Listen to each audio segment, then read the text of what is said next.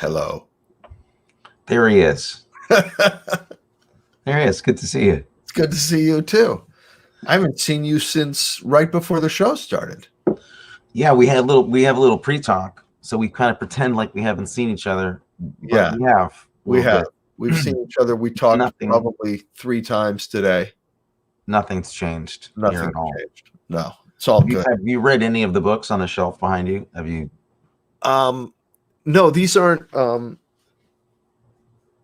Have I read? I've probably read some of them, but these are Mom's books. Because Yeah, but you've been locked in that room for a while. I thought maybe you'd done some reading for months. And as you can see, I have bottles of wine stashed in the bookshelf too.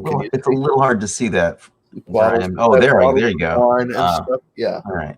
So really, that's just an elaborate. The books are an elaborate wine holding. Device. There is a copy though in the other bookshelf, in the matching bookshelf of To Kill a Mockingbird. Which you have read, which I've read many, many, many times. I need to reread that book. It's been a long time.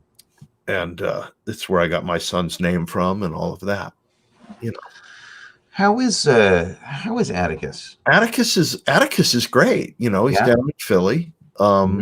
He's upset that we're not going to be able to come visit because of this, whatever it is, dystopian nightmare that we're all. It's a huge drag. I'm really, really bummed out. But he's doing great. Good. Good. He actually got his diploma the other day, so now we know that he did graduate from college. Did they text it to him? Or? He basically did text it to him. He wasn't sure he had graduated. He said, "I think I graduated. I finished all my classes and school ended, and and they didn't tell me I didn't graduate. But it's a strange time to go through all of that."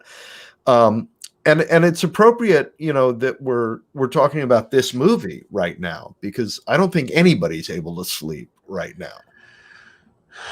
Yeah, it seems like everybody's on pins and needles for some reason. Just wandering through a strange world. Yeah, wherein looks like we're facing many more weeks of quietude. So we picked this movie, which neither of us had ever seen, knowing very little about it, other than being fans of several of the people in it. One in particular, who's very near to my heart. And so what did you think? Because I went in not knowing what to expect. Well, I mean, how many Paul Schrader movies have you seen that he's directed? Or written? I saw there was something he wrote called Taxi Driver, I think. Yes. Yeah, I saw that. You saw that movie. That's a movie that came out. Yeah, that's a movie that came out, and I saw it. Yeah. Okay, and that was it? No, you were starting to talk. You were starting a list of things. Sorry. You're the list guy. You name Paul Schrader movies. I'll tell you. I can't name the Paul Schrader movies that you know. Though I don't know that. Just start naming them, and I'll go yes. Did you see Affliction? No. Did you see First Reformed? No. Did you see American Gigolo? No. Believe it or not. Did you see the remake of Cat People? Yes. So you did see a movie that he directed. 2 movies. I saw Taxi Driver. All right, I'm just going to jump. He didn't direct Taxi Driver. He wrote. Yeah. He wrote. Yeah. I just wanted to make sure that we were clear on that. Okay. But you're the expert on the lists. I'm not an expert. I'm not an expert at all. Those are the movies that the ones he's directed other movies, but those seem to be like the big ones. Okay. Well, I'm just going to jump in. I didn't know what to expect. I adored this movie from beginning to end. I'm right with you. One of the few movies that I would start over when it was over. I would watch it again right away. Yeah. I loved it too, and I kind of knew what to expect because I've seen a lot of Paul Schrader movies, and it's definitely this is a Paul Schrader movie, but it might be my favorite one, to be honest. I think it's fantastic. Yeah. I was not expecting to be that engrossed in this movie. I thought I would be entertained. I kind of assumed that it would be. I thought it was going to be more of a kind of a noir B movie than it was, and Yeah, it wasn't at all that. I mean, it was a no, noir movie, but it wasn't a B movie at all. no, Do you want to, before we go too far in our critical analysis, do you want to do your shtick, your thing? absolutely light sleeper,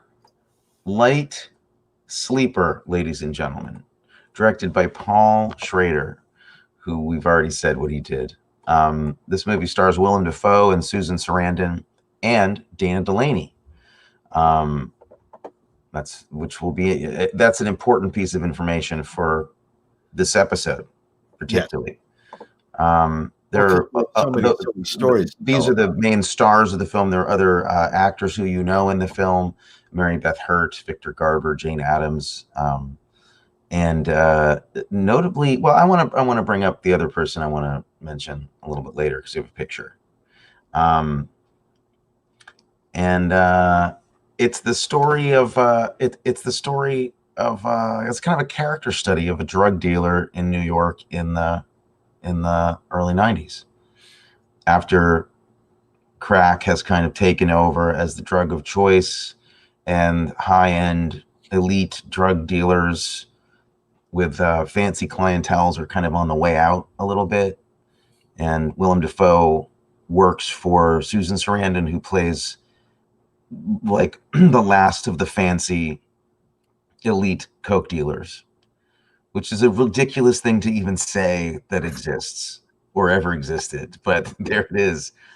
And this movie, though, really makes a great case for those things, because I think, I think one of the things that's clear is that some of the people involved in this movie knew some drug dealers. Well, maybe knew a little bit about drugs, because this seems incredibly accurate to very minute details. Such an incredible portrait of that time, having gone to grad school in the city in the 80s and then living there and being, part of the legal scene until the late 80s, and then dropping out of that to become an actor again, and moving on the very lower level of those circles, like looking up into that circle. I feel like I saw a lot of this from the bottom looking up. I saw all those people, and that's and the way it captures the city at that time was it's gorgeous the way it's shot and captures the city. The art direct. I mean, it's so beautifully crafted. I really didn't expect that. I thought that was going to be really good, but kind of a low budget.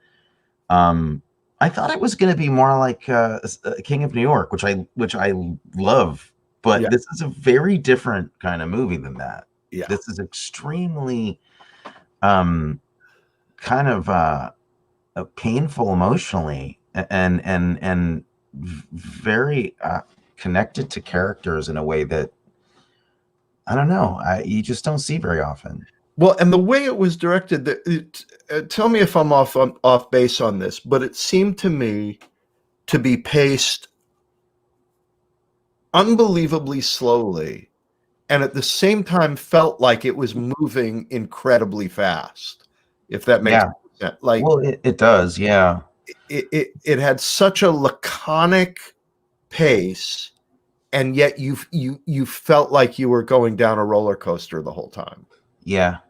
Well, I wonder why that is. I guess partly it's it is Willem Dafoe's movie, and he's so good in it. I think he's really, really heartbreaking and great in this movie, and he gave it his all. He invested. It feels like he just invested himself completely in this part. So you really do care about this guy. I did anyway. I really cared about whether he was going to make it through this movie or not. Yeah. Well, an incredible portrait of addictive personality too. Even though he's clean, everybody in it who's clean is clearly a white knuckler. You know, They still they've got the stopped, demon talking to them yeah, somewhere. they've Yeah. stopped using, but all of the stuff that drives them to use is still 100% present and screaming inside them. I think, you know, and one of the things I think that really pushes this into being kind of a great movie, like really great, is how it's also really universal about just you don't have to be an ex user or know that world at all to know what Schrader's talking about. No, And I say Schrader because he wrote this too. He right. writes and directs. So you know, he's just talking about this place that you get in life where things have changed and you didn't notice. You know, that sometimes that happens. Everybody I think knows what that feels like, to skip the chapter somehow and find yourself living maybe a year, like staying at the party a year longer than the parties that have been going on, and kind of checking in with yourself about, wow, you know, and sometimes that's somebody dying can do that to you, or some, you know, getting clean can do that to somebody, and it really captures that spread of time, because you feel like you know these characters back in the day when they're talking about the good old days. Yeah. They talk about these great days, which you assume are like the early 80s or late 70s, where things were really edgy and really cool, and nobody was, you know, AIDS hadn't come along yet, and nobody was, you know, everybody was still at Studio 54 having a great time, and the hangover hadn't started, you know. But this movie evokes that. You really see that, like there was flashbacks of it, but there aren't any. Yeah. You feel like you saw I feel like you see flashbacks of Susan Sarandon and all of these people, and Dana Delaney back before you started the movie. And there was something interesting to me about the way it was directed, tapping into what you're talking about, the particularly for Dana Delaney, the characters of Dana Delaney, Willem Dafoe, and the other fellow, not Dana, I'm sorry, Susan Sarandon, Willem Dafoe, and the other fellow who works for her. Oh, David Clennon. There was an artificiality about their interaction. There was sort of a heightened performance thing going on, as if we're still playing at this good time relationship, but and it had to have been a choice, because it didn't exist in other parts of the movie. Other parts of the movie, all of the performances became very real. And when they were together, it was like they were each playing a part, as if they were trying to reach back to this fantasy and keep it alive somehow. Yeah, that's true. And you didn't feel that with Dana. You didn't feel it with Jane Addams. You didn't feel it with everybody else. You don't. It's true. And it's not a question of like talent or something like that. It had to have been a choice.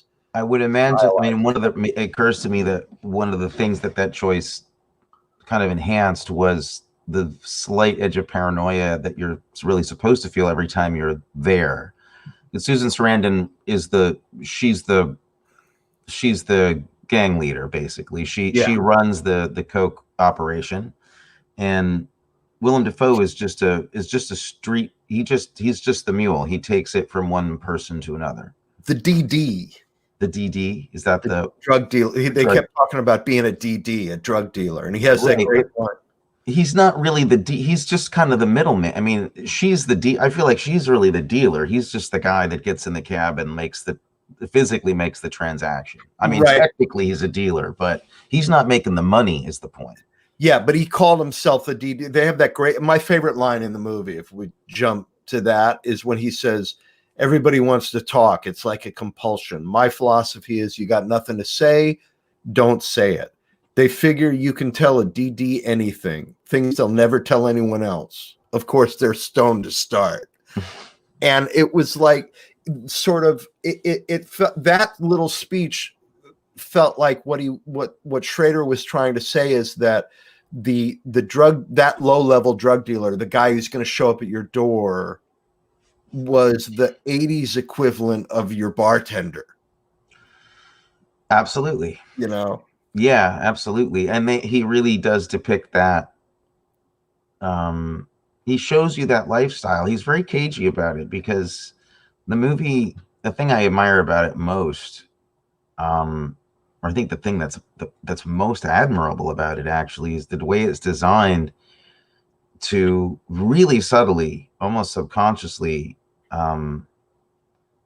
show you how, like, the glossy version of this world, the world you think that you're going to see with drug dealers and cool New York, high-end elite, sophisticated drug users and stuff, and how the movie slowly turns and shows you visually how horrible this is. And it starts really lush and beautiful, and every club he goes to is gorgeous, and it's just like really slick. It's like, the high-end New York elite stuff. Yeah. And there's a moment in midway through the movie where things change really radically for him, and it's at that moment that you start to notice that the design of the film starts to show you more and more actually how really the lifestyle isn't that good looking, isn't that cool, is actually kind of gross and grimy. Literally, you see his apartment becomes lit differently throughout the movie, so that by the end, it's really harsh, and you realize it's kind of a dump. But in the beginning, it looks like this cool kind of Miami Vice, like secret samurai lair, Yeah. And they don't change it. They just change the lighting. And that's the same thing that happens to like everything about the movie. You start to just see it. It's like Schrader just puts the light slowly starts turning up the light on the reality of what his life is really like. Yeah. You want to see so subtle. There was a photograph that I pulled that I think taps into one of the things that you're talking about. This. Oh, look at that. Coming back to his apartment one night. Yeah. And there's the garbage strike. And this light here is blinking throughout the scene. Yeah, you see, like, you start to see where that his neighborhood differs radically from Susan Sarandon's neighborhood, that his building is quite a bit different. Yeah. The garbage strike was such a brilliant thing. It was, and it's so well done that I thought maybe they shot it during a garbage strike. But I know, it's incredible. I started thinking like, oh my God, every shot outside, they had to unload. They had to dress all of it. And the thing was, they said, I did some research, and it said that New York was going through a particularly good garbage time. And they had a problem because they'd set everything up and dress the set with garbage, and the garbage people would actually come and take it away, and they'd be like, "No, you can't. That's our garbage." That's not real garbage. Yeah, really remarkable. Reminded me like a little bit of the 25th Hour, and a little bit of like that movie Naked. You ever see Mike Leigh's movie Naked? No. Just really, it just it was a gut punch. It really was. Yeah. Well, we have somebody who can come tell us about actually working on the movie. Somebody who actually knows maybe a little bit about what it was like to make this movie. You're saying? Yeah. Yeah. Should we bring them on? I would love to talk to them. You guys have never met, have you? No. Okay. I also have some other questions. I think she's saying yes, you have met somewhere. Have we met? But it would be terribly embarrassing if I didn't. Here we go. Hey there. Hi. How are you? This is such weird lighting. It's like I'm looming. You look awesome. You look fantastic. Like you're at a theater right now. I know. I've never done a Zoom at night. This is just my kitchen. Very nice. Cool. Thanks for coming and talking to us. Tony, I think you came to see. I think I met you backstage after dinner with friends in New York one night. That's possible. I went a few times to that, so it's possible. Yeah. Yeah, I think so. There we go. And I know You you did that. worked You with did that in New York, Dana. Yes, with you, Oh, that's right. my husband. and you worked with my wife Amelia Campbell Yes, I in did. translations. Hi, yes. Yeah. So and many. you worked with Adam on China Beach. Yes, Tony's the only Arkin brother I haven't been married to. It's the only Arkin brother you haven't kissed. We'll You try to have work that on to this look forward during to. the show. Maybe we can change that. So this is great. It's so cool that you're here. No, I have fond memories of that movie. It's amazing, that film, and I really wasn't. It was funny because we've had other episodes where we've had people who were going to be on.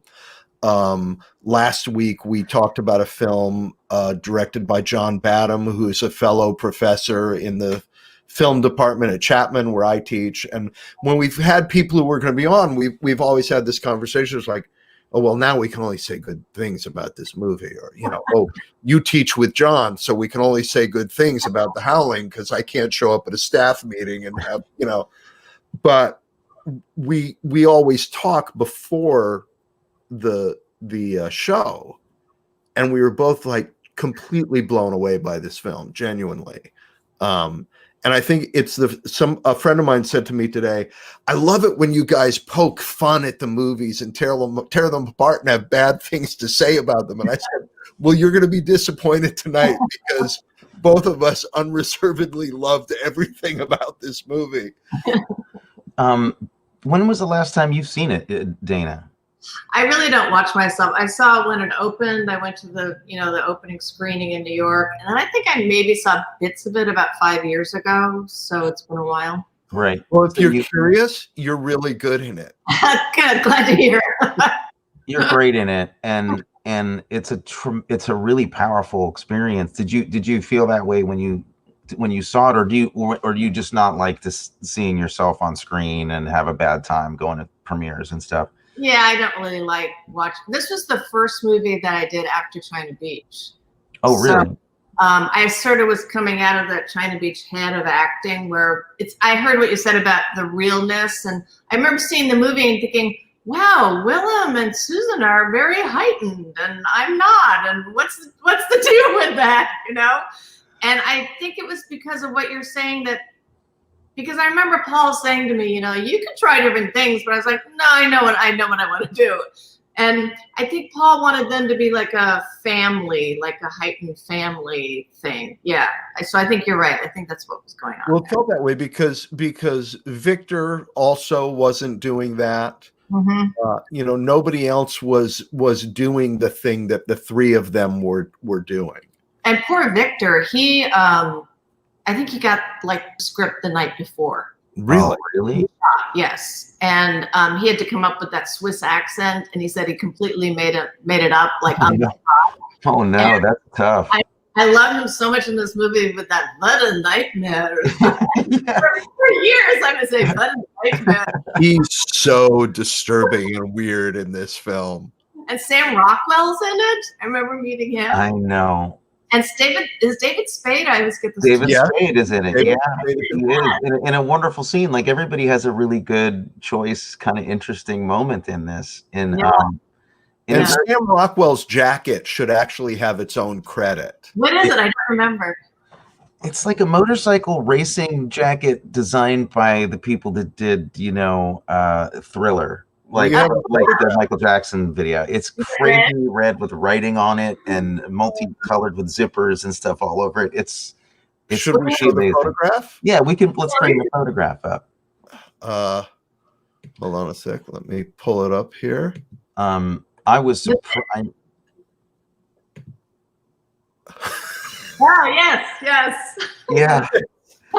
Yeah, it's really something, and it's bigger by far than he is. This doesn't even show you how large the jacket actually is. The thing about the wardrobe in the movie is kind of funny because Richard Honig did the set design and the wardrobe. Wonderful guy who unfortunately got engaged shortly after that. And because Paul had a relationship with George Armani from American Gigolo, Right. we all had to wear Armani clothes because they were free. Uh-huh. And I don't look good in Armani. And I remember just thinking, oh God, but I know it's Armani, but God, it looks like shit on me. But you had to, because It was the rules. Yeah. Size stuff, because I'm kind of small. It was just way too big on me. But it was free. And the thing with the movie is it was so low budget, and nobody had shot in New York for years because of unions. Like nobody was shooting in New York then. Right. And the entire crew agreed to do it non-union, but all the heads of the departments were union, and they did it for nothing. And I think we shot the entire movie in 4 weeks. Oh my God. Wow. Now that I think about it, everything New York was being shot in Toronto and Vancouver. That was big, like Vancouver, Toronto time. Not being used at all. Yeah. Did you ever see King of New York? Yeah. Yeah. Similar time period. We looked at that film as well, and it'd be an interesting double bill actually, because it's a similar time period and totally different way of dealing with the city and the cast. Yeah. Had you? I'm so curious about what it was like to be on like how Schrader works with actors and what it's like to actually shoot those scenes. Do you have memories? Did he work in any particularly memorable way, or? I had worked with him before. It was like a bookend thing. Right as I was doing the pilot for China Beach, I was shooting Patty Hearst with Paul. Oh wow! Which was written by Nick Kazan, and Boyan Bazzelli shot that one. And so I had already knew Paul a little bit, and he's intense. Paul is very intense, very smart, very cerebral. The only thing I can say about Paul is he was always a little bit inappropriate, like he could not get away with it right now. Okay, interesting. But it made me laugh. I thought it was funny because we had big sex scenes and all that kind of stuff. Like I said, the only thing he said directing wise was he was very snotty to me because I'd been doing television, and I remember he took me out to dinner at Luxembourg, Cafe Luxembourg. And, like it's the old school way of directing where they try to kind of intimidate you, and do that paternal thing and, or hit on you, one or the other. Right. But I remember him taking me out to Cafe Luxembourg and saying, you've been doing a lot of TV lately, and you don't have to do it the same way every take. And I was thinking, wow, that's like, oh God, right to the heart. Wow. Yeah. And then I thought, I actually don't. I'm just honing it as I go. At that point, I was just trying to go deeper and deeper with each take, and simplify it. Whereas I think he wanted me to try different things, and I just didn't think it was right for the character to do that. Right. So I just kept doing what I wanted to do, and then it ended up being fine in the movie, I thought. It's great in the movie because it's so. I mean, I feel it needs to. Your instincts were so right, because if you hadn't been a real person, like just without ornamentation, I think everybody would have mistrusted your characters being clean, and and then getting hooked again. I mean, it was that lack of artifice that really, Well, I think it's right what you said, that they were all white knucklers. And I went to a lot of NA meetings as, preparation for it. And that's what you just sense, like any second it could turn, and she knew that, and that for dear life. You're walking into the room at the end before you kill yourself. It's just devastating. More devastating than you killing yourself. Just seeing you. Yeah, it's very, very upsetting. I wasn't prepared for how emotional it got me. It really was. It was really powerful. Did you? I mean, honestly, in seeing it again, like I hadn't seen it, but in reviewing it now, and I know a lot of time has passed, I think this movie has got to be assessed again. I think it's fantastic. Like I walked away thinking it's kind of a classic that I think it got attention and well reviewed. I know Amelia saw it when it came out, and she always thought it was like a well-known, well-liked film. I just don't know how I missed it. It kind of came and went. Not a lot of people saw it. Yeah, it went fast. I don't know why. I don't know why people don't talk about it more. The scene in the hospital cafeteria at Roosevelt. I love the way he shot that. I'm glad you said that. It's an amazing scene. That pillar between us. Yeah. And we play clips on the show. That's a long scene, and I think we could get in trouble if we show too much of it.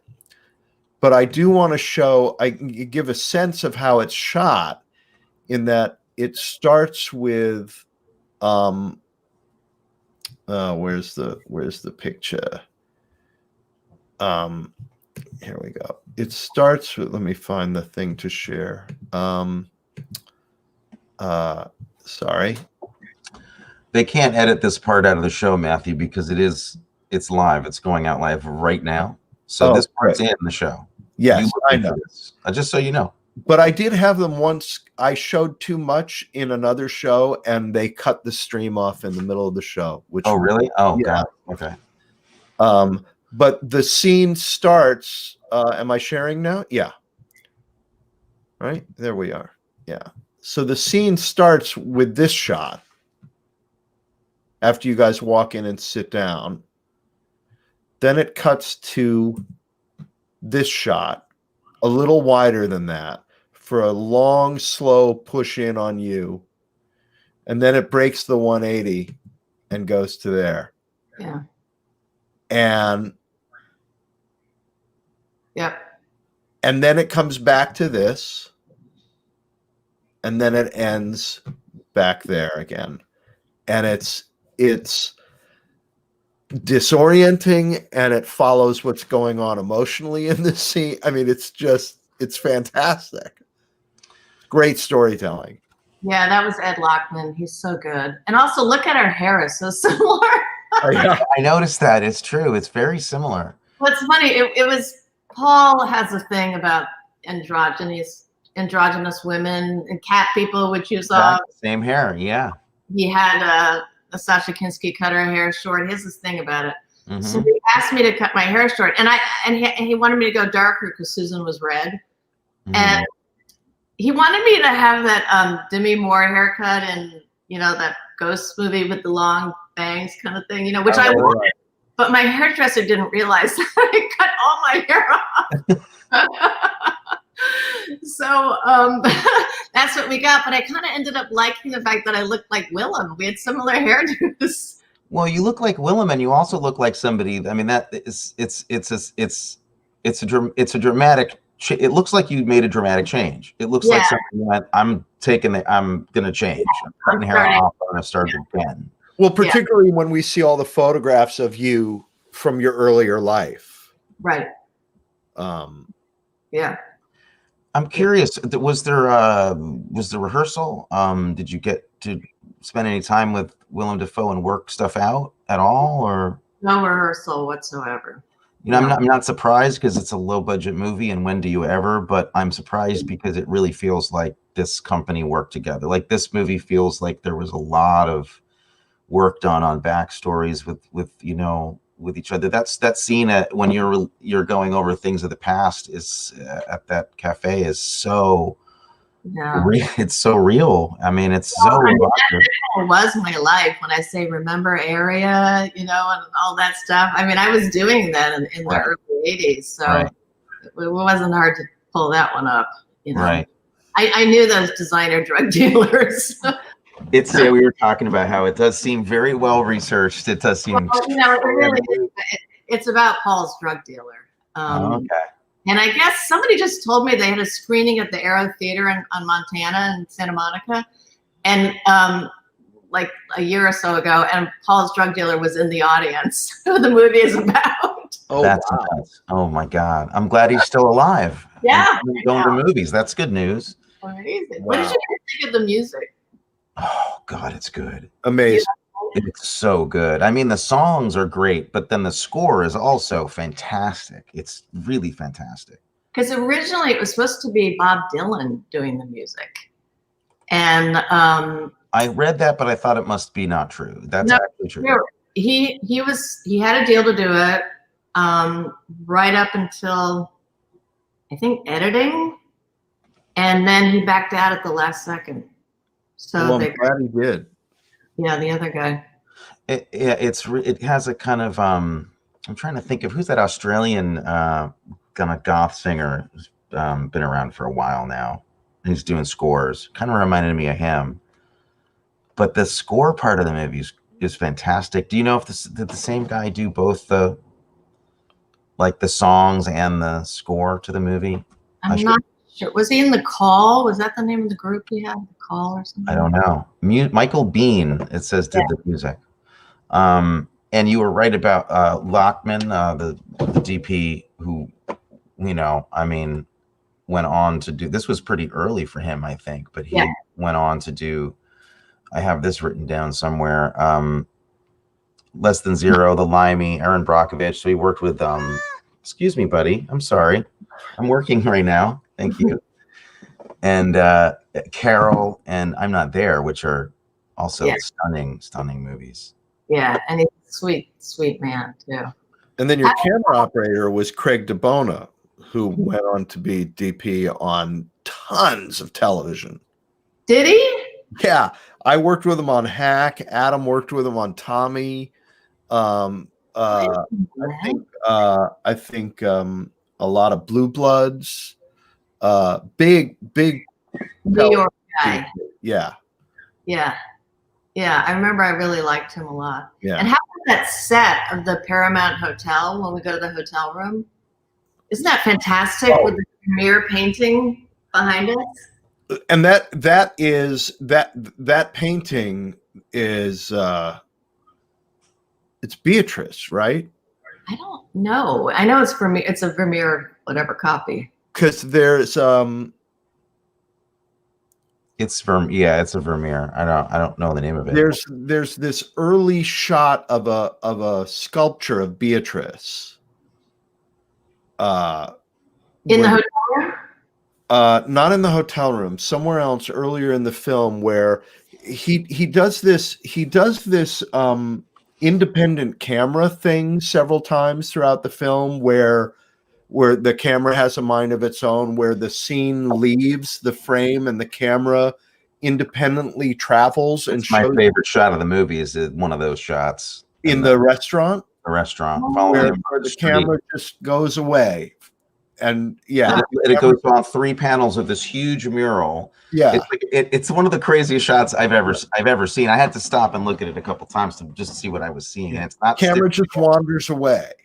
He gets out of a cab in a wide shot, walks down an entire block, picks him up, follows him through revolving doors into the restaurant, goes over his shoulder, and then looks up at this mural that's about 30 feet high.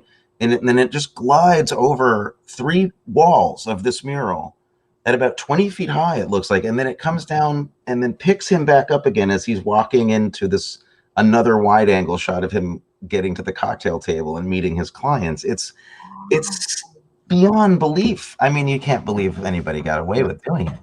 I know where that it was too. That was a great bar in the theater district. Palladio? Yes, Paleo. It said something like that on the front of it.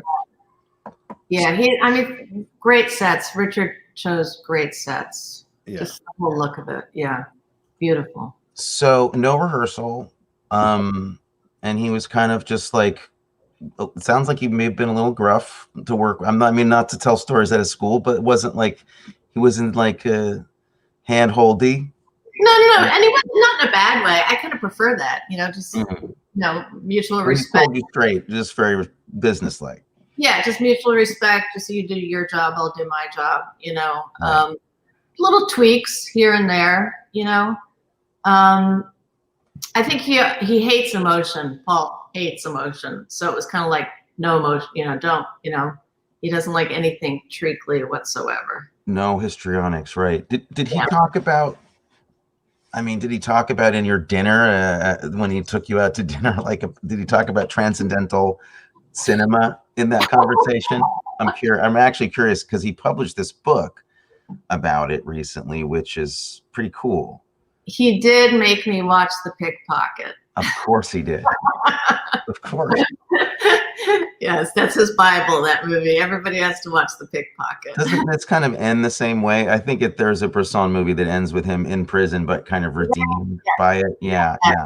Yes, that was The Pickpocket. Okay, Yeah, but as you know, Bresson only sees actors as models. He calls them models. Yes. So that's how Paul wants his actors to be. He wants so he took it literally, like for real, like the whole Bresson package, like literally. Okay, well, it's to great effect in this movie. I could see everybody talked about how much transcendentalism was in First Reformed, but I see like it's all in this one too, with even like a combination of this operatic quality that was, I think, made it even better. I just think it's great.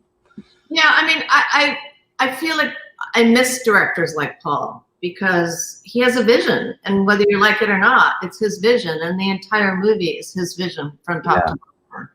And we don't get that anymore. That doesn't really exist.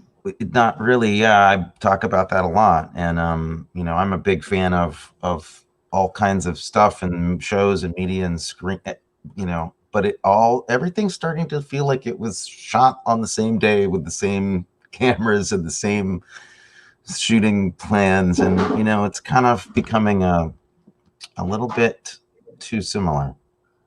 Yeah, I agree with you. Yeah, you guys are really smart. Can we talk about the shot in the hospital where you guys finally reconnect? I was going to mention that too. And you start going at it in the hospital corridor. And then there are orderlies with perhaps a dying person trying to get by. Do you remember this shot? It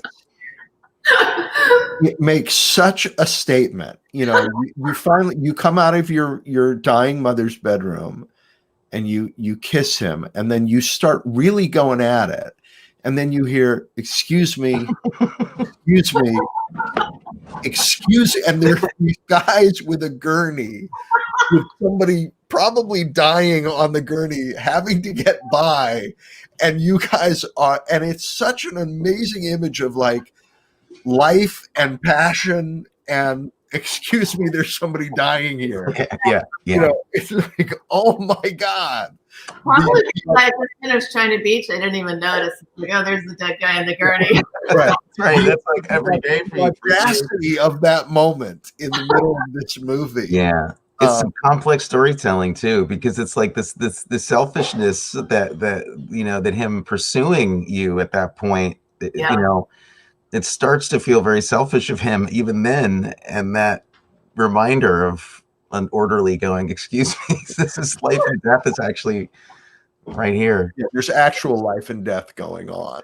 And the funeral home scene at this place that you always drive by on your way to Kennedy Airport from New York. You always drive by it. Every time I go to Kennedy, I go, there's the funeral parlor where we shot.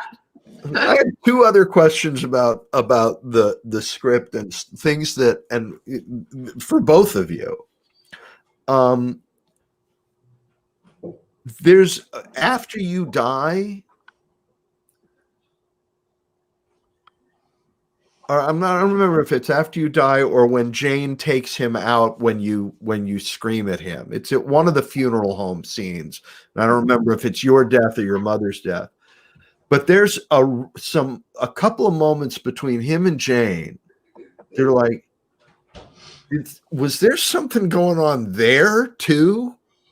Between Jane or the character? Between Jane and between Jane's character and Willem's character, because they seem close in the way you'd be close to the sister of your love, right? And then for it sort of switches over to no, there may be a little closer than that, or maybe going to get close. I mean, it's very weird just for a moment. Yeah, now that you say it, I remember that seeing the screening and going, huh.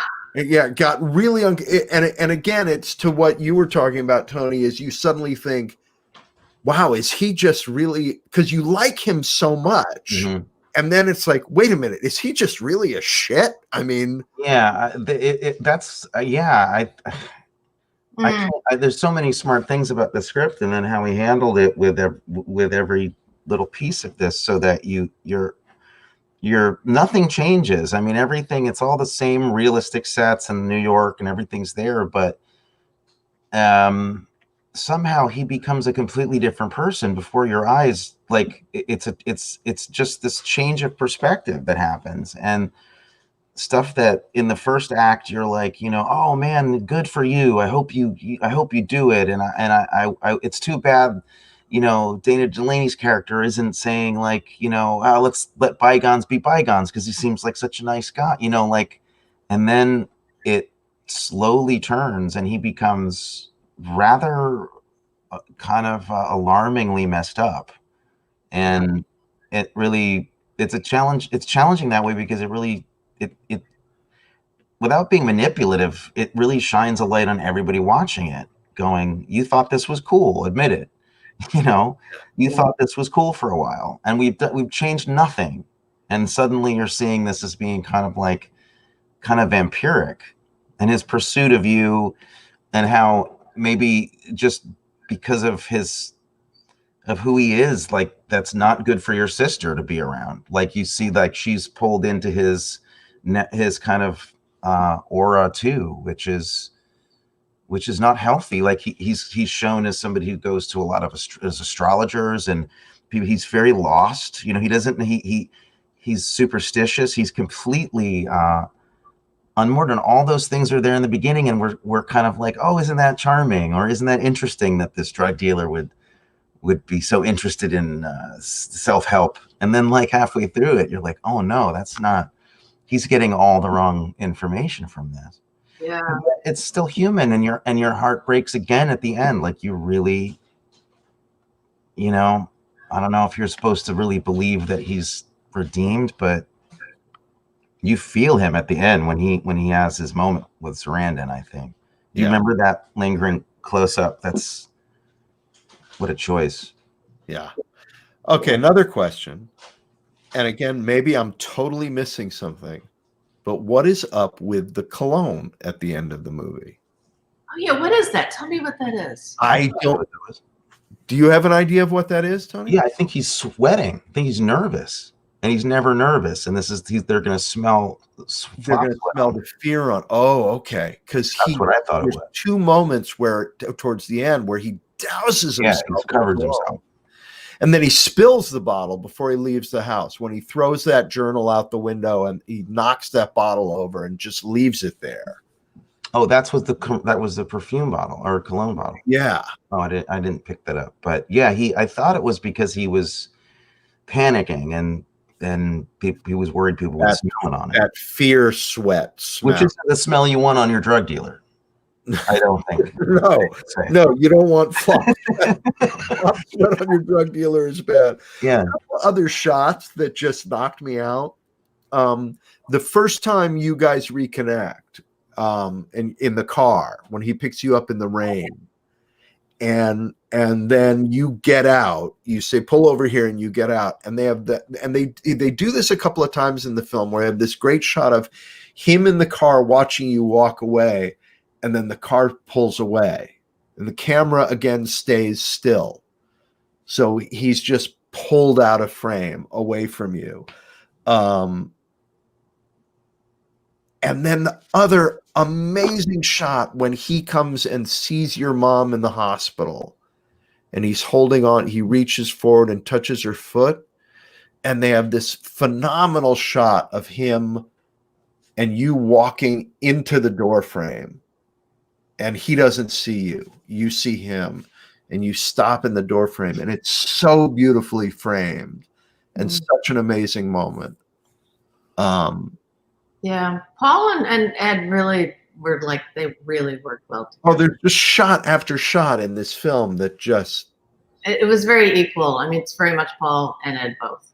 Yeah. they're just great. They're not only good shots, they're great photographs, a lot of them. Mm-hmm. Yeah. I mean, it did look like a painting, a lot of it. Yeah. What do you remember? What was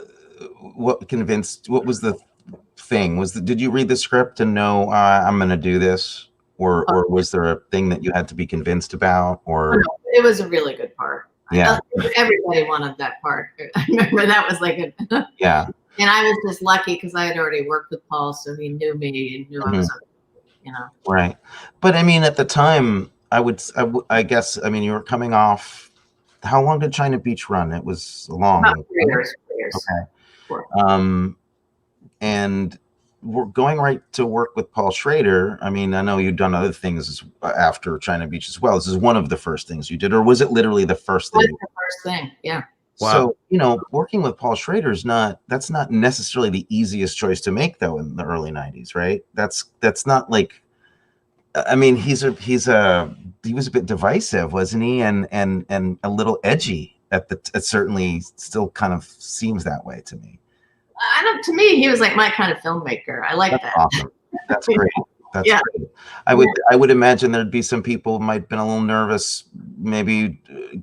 What would it be like? Where's he going to go in this movie? How much is he going to push the envelope? And some people might be nervous about that, I would think. But I feel like, because I mean, you guys can understand this, because you grow up in the 70s. You come of age, and I mean, in 1970 I was 14, I think.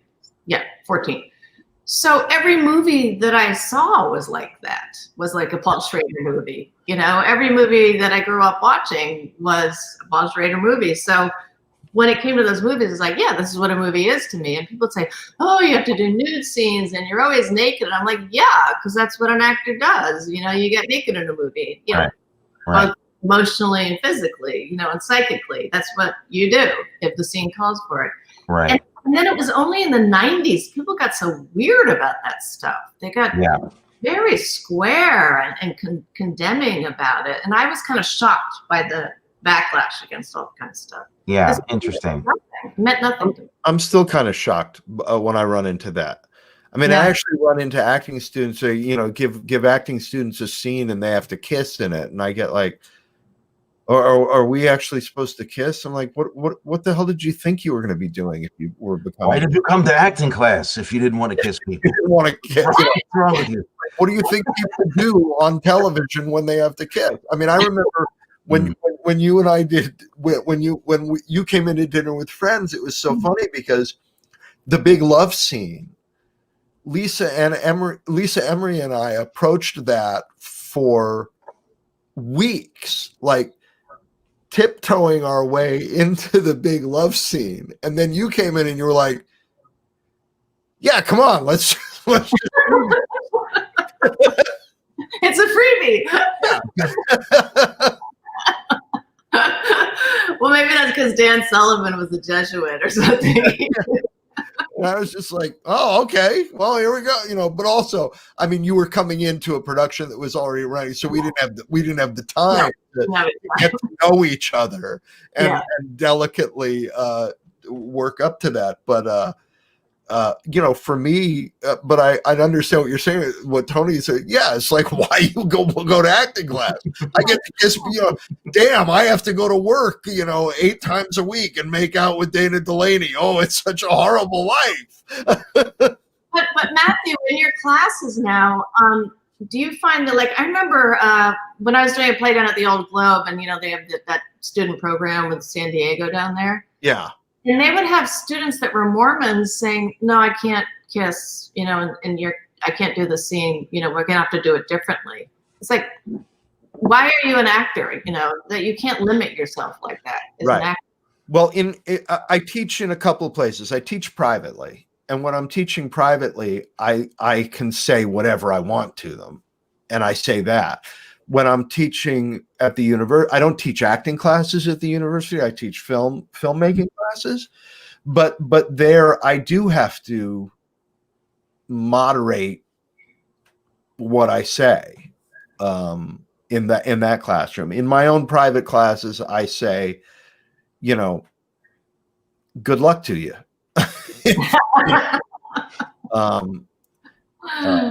And I've had that conversation and then at South Coast Rep, when I'm teaching there, it's sort of half and half, you know.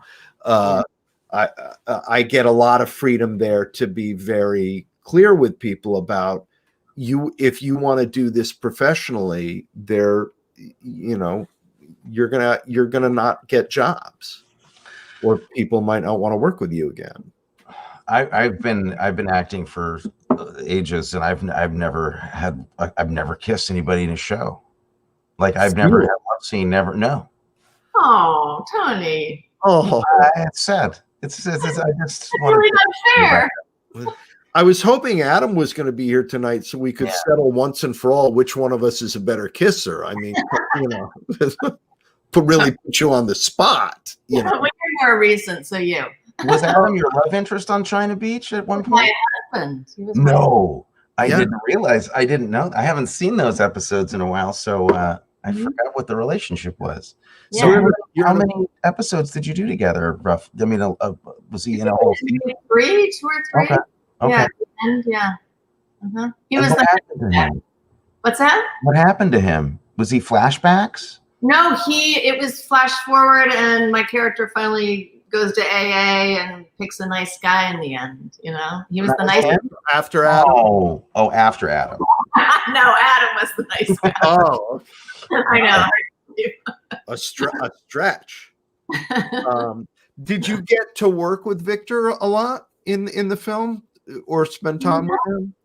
Do we even have scenes together? You're just in the hotel room for that one brief. You're in one shot, but I don't know if you're in the same shot. You're like you're in that scene, but you don't work together.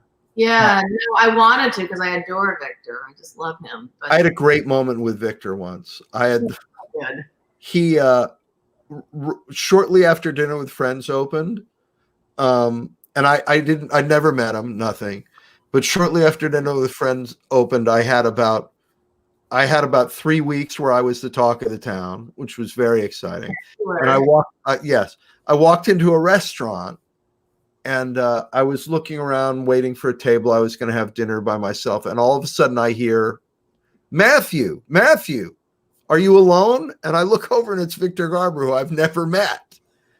And I'm like, yeah. He said, come have dinner with me. And I was like, hey, it's Victor Garber asking me to have dinner with him. I was like, holy Moses. And he was absolutely just lovely. What a lovely man.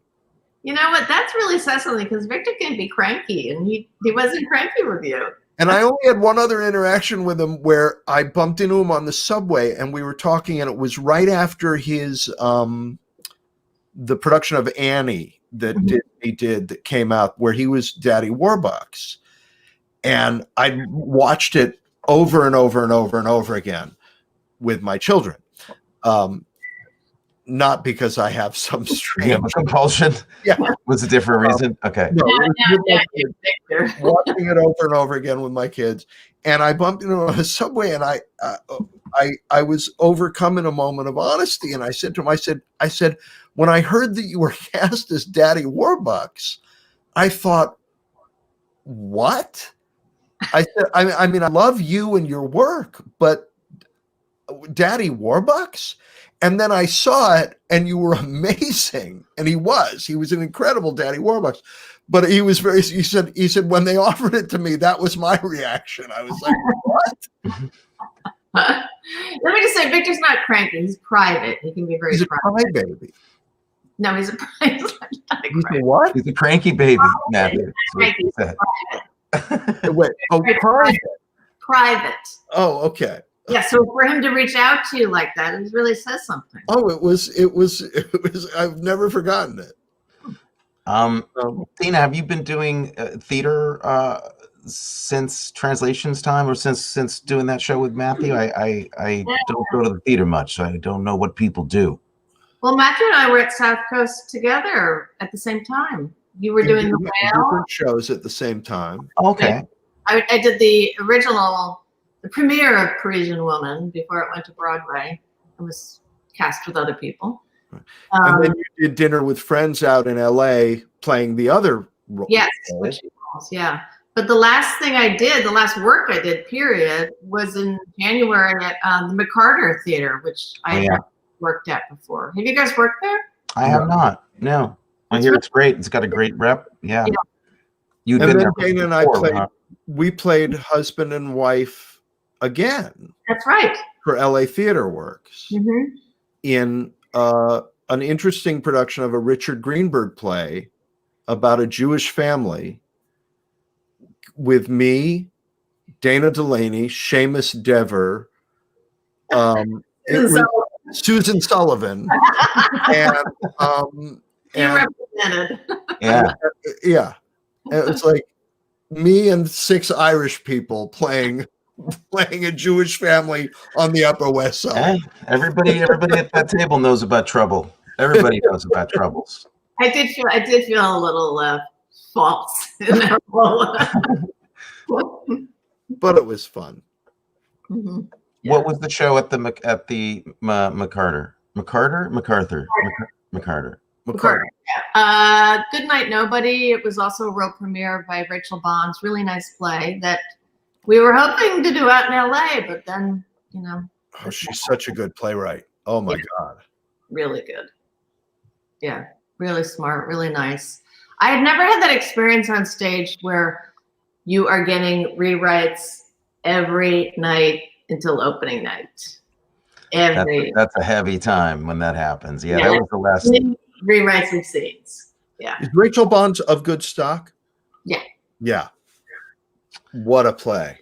Have you had that, Tony, where you've had to just... I did a play. I did a couple of plays with Kenneth Lonergan, and he rewrites a lot. And on the last one, it was like that. We were getting rewrites. We were getting the last 10 pages of the play, actually, up until opening night. We were getting new material every day. Yeah. Like pages of stuff. It was crazy. And then after a while, just go, okay, whatever happens. Yeah. Luckily, Kenny felt that way too. Like he was very, he understood that not all of that stuff would be perfect the day that he handed it to everyone, but we got through it, and it was a lot of fun actually. But a crazy production. It creates a lot of that actor's nightmare stuff, those dreams. Oh my God. Yeah. I did a radio show once where they were doing rewrites. The guy hadn't finished the project and was doing rewrites up until the opening we were on stage, filing out on stage, and we got handed the last 5 pages of this script, which we'd been waiting for months. And it was a radio play. We were just standing in front of mics on stage. There was 200 people, and it was a whodunit. And literally no one knew who done it until we read it during the show.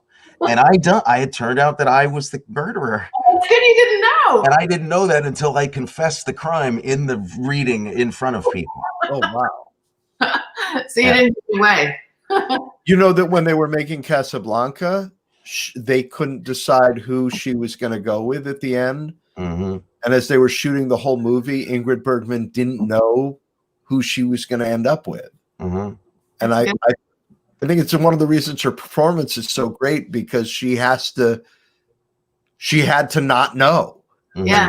Yeah. Well, they didn't know anything on that movie. They changed stuff apparently on a minute to minute basis. They fought over everything. It's a miracle that thing came out looking good.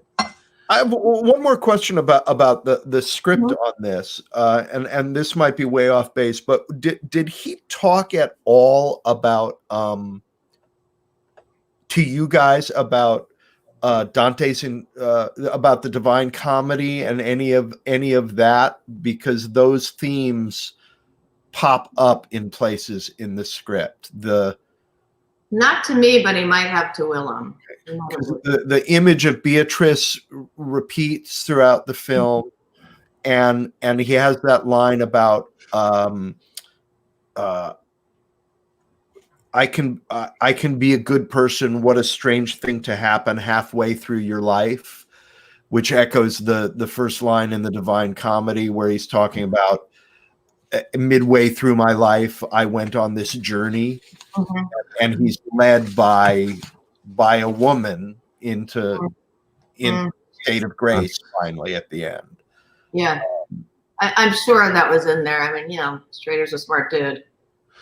I love how that's a speech I have written down here too. I love that speech, and it ends though with him saying "what luck," which I found to be a really weird and telling way to end that, as if it's nothing you actually do to make a better life. It's just like gambler's luck. What luck that it could happen, It's really interesting.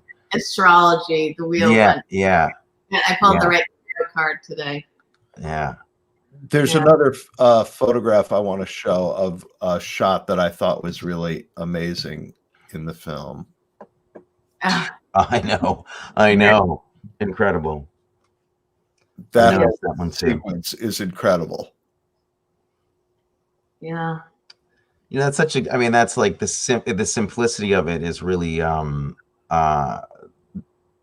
You don't notice how much thought is going into every single camera setup until you really kind of freeze on some of them and go, that's a really weird way of looking at the scene. Like, the way that hallway is reflected in that mirror, making it look like a prison, like a row of prison doors. Yeah. It's also like, that none of that was accidental. No. But to get that much out of a really simple wide angle, wide lens, there's nothing, there's no hiding. It's very basic. There's nothing. Well, because we had such little time, I know that Ed and Paul had everything set up ahead of time. Everything. There was no, right. Let's figure this out. Right. And then there's a scene that you wanted to show, right, Tony? There is, if we have time. Yeah, it's an interesting scene, I think. You have time? It's a minute and a half, I think. All right, here we go. Do you want to set it up at all? Or? Yeah, I'll set it up. I think it's a really, really nice performance from this young guy who plays the cop. And I'm looking for my notes where I wrote that name down, and I'm not finding it. You might know who he is when you see him, Dana. And I'll find his name. It's a real turn in the movie. It's a super interesting turn, because up until this point, Willem Dafoe's character has been kind of on the rise and feeling like things are changing for his life. It's soon after, this scene is right after he has that speech where he goes, who knew that your life could get better midway through your life? What luck.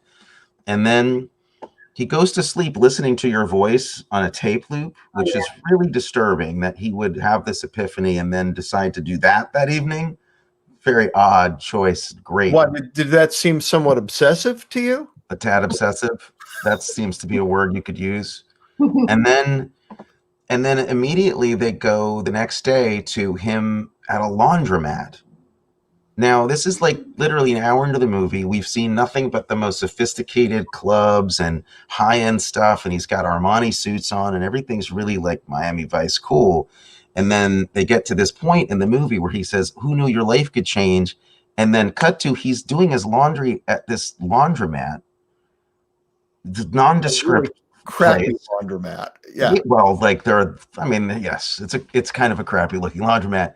And he gets into this conversation with this cop who's following him, and everything goes the other way. Yeah. And that's the moment where you realize you see his character in a new light. Can I help you, officer? What?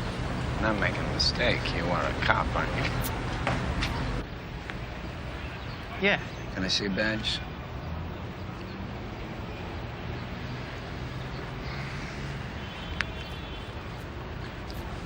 Bill Guidon. What is it? You think you're invisible, don't you? Huh? Think we don't know you, Latour? It's a name you use, right? My father's partner in a very powerful law firm. If you have anything in mind, do it by the book. You? Who the fuck gives a shit about you? I could grind you right here. In fact, maybe I will. Huh? What do you think about that? Nobody give a flying fuck. Look like narcotics to you, asshole? I'm homicide, investigating a murder in a park. I don't read the papers. Oh, well, downtown is interested how a 19-year-old Barnard honor student with fancy parents got a quarter of uncut coke on her when she's found murdered. I mean, this ain't the type of girl we find cruising Alphabet City looking to score, you know what I'm saying? Somebody sold her. Somebody upscale, somebody classy. You're classy, so I hear. And maybe somebody knows something we need to know. You understand? That guy was his name Robert Cicchini, I believe that I may be mispronouncing his name. Played the cop. I love that scene because it's you know, you could mistake it for a Law and Order scene. It has your kind of like basic setups. The camera's not doing anything fancy. It's kind of informational, but there's so much other stuff going on, and the whole movie actually like pivots at this point. And there's a couple of shots of him where he's looked so super cool up until this point, and then there's a couple of shots of him where he looks like this kind of weird vampiric guy, and like the hair dye looks weird in the sunlight, and nothing's working. Like it's just not happening, and you suddenly see what the cop's talking about. I also think just having that window break when he pushes him against the window, and it's like that's the movie where his personality, like everything shatters for him, and they put that in the movie. That's such a great like little touch. And everything from that point on, he's just starts to sweat a little bit more, and his apartment starts looking worse from that point on, and his approaching you starts to feel like very stalky and strange from that point on. So yeah, I just love the storytelling that's packed into it. And there's something sympathetic. My father's a very rich lawyer. Oh. Yeah. Yeah. That's such a scuzzy thing to say. It really, and that has not, like, particularly now to hear somebody say that in this day and age, it's just literally like, oh no, you didn't say that. That's so not cool. No. Do we believe it? Do we believe that? No, not for a second. Yeah, I didn't. I think it's a total lie. But I mean, even to come up with that as a thing to say, yeah, you know, and the fact that cop looks 14 years old and he just slaps him around, it's just great. It's great. Yeah. Yeah. Yeah. Wow. Well, you guys are so smart. I learned things about this movie I never knew. Oh, we just are huge fans. It's you know, we've seen a couple of movies during this show that have been hard to find positive things to say about, and this was you know, honestly like a complete pleasure. Yeah. And not to have seen it before, like I've seen, I think everything else that we've talked about, I've already seen. This is the first one that was a completely new movie for me. So. And Matthew, you should see the Affliction is really good. It's really good. I'll see it. Terrific. And I'm pulling First Reformed. What? First Reformed is good too. Okay. Yeah. Yeah. I'm pulling that cafeteria scene to show to my students because in my visual storytelling class, I'm always looking for scenes that really tell the story through composition like that scene does. I got to tell my friends' kids to take your class because like Chapman is the hot school now. Everybody wants to go to Chapman. I've got 3 friends who have kids down there. Oh, really? Are they are they at Dodge in the film school? I don't know. I'll find out. Okay, because if they're in the film school, I might have them because I only teach class. I teach 3 classes in the film school. Right. So I'm remembering that Dodge. And please tell Amelia I said hello, Tony. Well, I will definitely. She says hi too. She was excited that we were going to. I would love to have a drink with her one night and rehash translations. Well, Zoom can make all these things possible. That would be. I know she'd enjoy that. I'm sure she has her own opinions about what went wrong. Well, she had a great time doing that show, but I know she'd love to hear what you have to say about this. Well, thank you so much for joining us. I mean, this has been great. And I hope we get to be married a 3rd time. Me too. And I hope Tony gets to kiss a girl. I hope I get to kiss a girl. I hope I get to get married to you once. I have been not married to you once, and my brothers have been married to you already. So Hey, you got to tattoo. You got to tattoo the president elect of the United States. I did. I did get to do that. You did? I did. Yeah, I tattooed Joe Biden. For what? For a spot that Julie Louis Dreyfus was doing for the the convention, the reporters convention, the journalist thing that they do every year. Yeah. And I did this when he was vice president, so we're going back a ways. But they flew me down to DC to play a tattoo guy, and I sat literally right next to him and pretended to tattoo him, and Nancy Pelosi was right over there too. It was crazy. Oh my God. Oh, he's going up. There it is. Yeah. Yeah. So, good president, right? Good choice. We made a good choice. He was awesome. He was so nice. I mean, he was so he was just a regular guy. He didn't have any airs about him. He was very, very personable and easy to talk to. And I think I might have said this on the show before, but he was literally like the nicest high school principal you've ever met. Which is what we need right now. Yeah, I think so. I'm delighted. I think he's really he's a really good guy. So yeah. So next week, just for the people who are out there listening or watching, next week we're going to be talking about my favorite year. So find the time between now and then to watch it, because we obviously do spoilers on this show. We do. Do you want to say where these things might be seen? I mean, to people. I know it's available on Amazon Prime. Yeah, and probably other outlets. But if people don't know how to use Google, I don't know if they should be watching this show.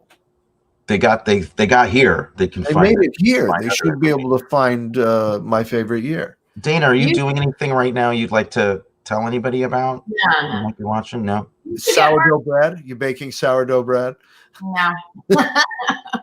You should get Mark Lynn Baker on. I'm gonna call Mark. I've worked with him a couple of times, so I'm gonna give him a buzz and see if he'll come on next week. Yeah, he'll do it. He's not doing anything. What's he doing? Yeah, we're on a board together, so I see him on Zoom calls. Oh, okay. Yeah. Well, no excuse, Matthew. Hit him up right now. And tell him you had a good. If you had a good time, tell him you had a good time. Oh, definitely. On my other show, which I'd like to have you on one time if you'd like to do it, I do a show on Monday nights called Creative Conversations, where I just have one guest and we talk about career and craft. No. No. Enterprising, my God. And last week I had George Wendt. This coming Monday, J.K. Simmons is going to be on it. Wow. Great. Yeah. Wow. So would love to have you on that if you're interested. And it's really just a conversation to talk about career, craft, tell funny stories, whatever. Just hanging out, having a drink, and talking. That sounds great. I got to tell you, when we were doing dinner with friends, this is an example of Matthew and his prodigious output. In between stages, I'd be doing crossword puzzles. In between scenes, I'd be doing crossword puzzles in the dressing room. And one day he came up and said, yeah, I used to do crossword puzzles too in between. And then I realized how much time I was wasting. And he brought me a whole stack of the books. The guy who wrote Mystic River, the wonderful writer of Dennis Lehane. Dennis Lehane. He said, a whole stack of paperbacks. He said, here, you should read these. Okay. Who the fuck is this guy telling me I can't do my crossword puzzles? But you were right, and I'm still doing crossword puzzles, and I'm wasting so much time. No, you know what? I've learned since then. You're not wasting your time doing crossword puzzles. Right. There was. I have learned as I've gotten older. I said this once in an argument with a girlfriend who was an inappropriate number of years younger than me, and you need to clarify this, dude. You have to. not that inappropriate. Okay, just not out for you, man. It's totally okay. Everything's fine. No, and I said, and this did not go over well, but I said to her, I said, I remember so well when I knew as much as you do. I don't know as much as you do now. And I You're right about Dennis Lehane. I read after the fact, like a couple years later, I read all those books you gave me, and they were fantastic. they're pretty damn good. Yeah. Yeah, he's good. Yeah. He's good. Well, yes, great. So I'll have you on that, and you can tell more embarrassing stories about me. You've got plenty. No. Well, this has been great. Thank you so much for coming Thanks on. for having me. And we run our little title sequence right now. And if you want to hang around for a minute or two afterwards, you can tell us what we did wrong. Okay. We don't have time for that. All right. So thanks for joining us, everybody. Good night. Good night.